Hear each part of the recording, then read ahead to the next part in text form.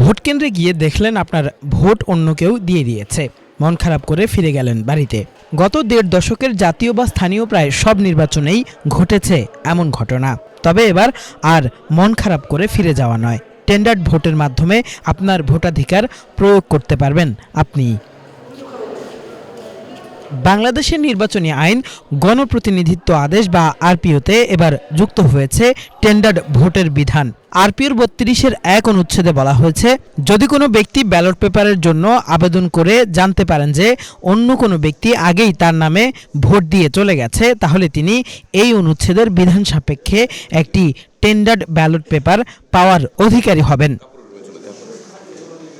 যদিও টেন্ডার্ড ভোটের এই পদ্ধতিতেও আছে বিস্তর ঝামেলা।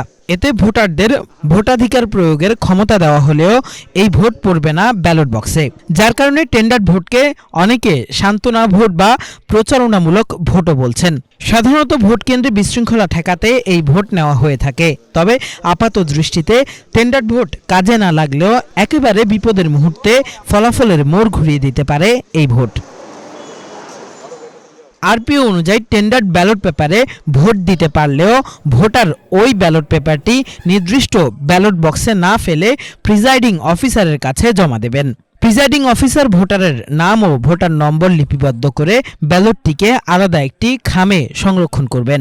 এই ভোটটি মূল ভোটের হিসাবে যুক্ত হবে না।